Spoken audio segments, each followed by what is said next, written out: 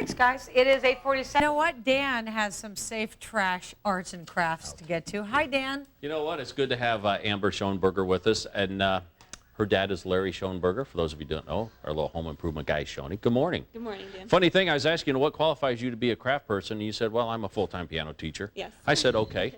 But you actually use crafts in your piano teaching? Not really. We just do fun activities with the kids. Sometimes we have a family fun day coming up in November where there's different craft tables for the kids. So. Oh, well, terrific. And you already started out with the leftover egg carton. Okay, yeah. So this is how you can recycle your crafts at home, or recycle your trash at home to make crafts, rather. If you start with an egg carton here, you want to make sure that when you get your egg carton, you get one that has the points in the top, because a lot of times they don't have the points, they're indented in. And just a hint, a lot of times the cage-free eggs are the ones that come with the pointy tops. Go ahead and cut those tops off here. I've cut some tops off over here. And you're going to use two to make the puppets, the finger puppets, as you can see. One, you want to take a hole and cut it out in a square so it will fit right over the top of the other one. Like that. Oh, look at that. And then you just put some glue in the back to make sure it stays glued down. Some hot glue will work. Elmer's would work, I imagine, too. And then you can go ahead and put ears on it if you want to and paint it up however you choose. Get ideas from children's books or off the internet on if you don't know how to paint a horse or an elephant or you forget what they look like, you can go straight from a picture. That's what I do. Some variations you could do with it would be if you want movable mouse, you can put some holes in the side and then use your regular paper fastener brads and put them through, and that will make movable mouse. Oh, these little guys right here? The little brads. They even have colored brads at like your local craft stores. They have all kinds of fun little novelties. Colored brads, huh? Yeah, like here's some green brads on this one. I got the colored brads for that one. And you can use all different size googly eyes. Here's bigger ones, smaller ones, however you want to paint it. And one more variation too is you don't have to use the head straight on. You can do it at an angle. This fox right here, I did it at an angle, and I used the rest of the egg carton to actually for his ears. So just get creative with it and have fun. And then one other thing, you want to use your basic acrylic paint. Here's some glow-in-the-dark paint if you want your finger puppets to be glow-in-the-dark. So those are just a few ideas for you on how you can do that. That'd be some good Halloween stuff to do, too. That'd be fun, yeah. And then our next idea is how to take your common water bottle and turn them into little centerpieces. If you have a wedding that you need to make centerpieces for, a dinner, something special, a luncheon, you want to take it and you can cut, I've started a hole somewhere in here. You want to just cut through the water bottle all the way around like this. And then what you're going to do after you cut the water bottle, you'll get your little lid right here like you see.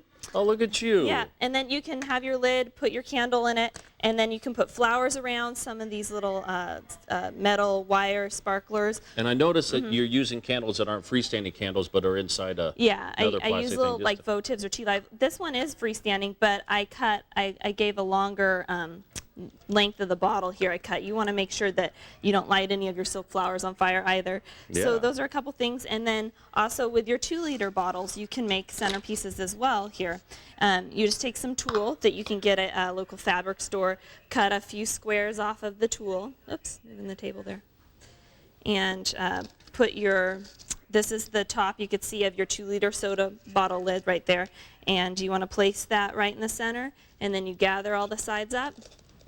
And then you want to go ahead and tie a tight string around there, ribbon, whatever. You can even use some sparkly, or you can hot glue gems around the side. You can spruce it up. I've even seen where people might put silk flowers or petal leaves inside here, because you can see it's a little bit, you can see straight through it. So you can even put a picture at the base of that. God, that's a very clever idea. And then once you have that, you just kind of stick your candle in. And I've done some at some different heights. So you can see how if you have a big table, you can make a cluster with some colors there. And so you just want to use some tulle for that again. That would be a good idea for charities looking for centerpieces, but not definitely. wanting to spend a whole lot of money. Yeah, very easy. You just recycle your 2-liter soda pop bottles. And then last, we have this very cute oh man, you gotta be kidding me. Yeah, little purse. You can make them in all different sizes. This one's a little bit smaller for me, but here they use the Kool-Aid Jammers pouches from kids' drinks, and here I have some Capri Sun, different pouches you can use, different colors. They even have the big pouch now, which would be fun to make for one. bigger purses. And you go ahead and get some at your local fabric store when you're picking up your tulle. You can get this clear thread. It goes through your sewing machine, but it's clear. It has a little bit of give to it, but it's pretty thick. The brand I would suggest would be the Gutermann brand. It's the strongest, and you want to make sure you have a strong thread. And so you feed that through your sewing machine like normal, and then you go ahead and just use, you put these two together, and you're going to feed the sewing just sew it machine like through cloth. and back and forth. Yeah, and you can see how it's just sewn up. And if you wanted to put, like, here's a 2x2 pattern, but you could do 3 and 3 to make it bigger, or you could do 2x3, any size you want. You could do small. A couple different variations would be to even sew some fuzz around the top if you wanted one that was really fun. Or No, I think that's going overboard. that's going overboard. Yeah, Not for a little girl, I don't think. And then also different ribbons. You can use. There's all different patterns. These are just some pretty basic plain ribbon, but whatever you have at your house. So. Wow. I love that, Tara. Yeah. You could just see ladies walking down Park Avenue with one of those. I've seen those. They look I've seen them great. around too. Yeah. Yeah, different things. I didn't realize thanks, how easy Amber. they were to make. Very easy. Thanks very much, Thank you. you two. It is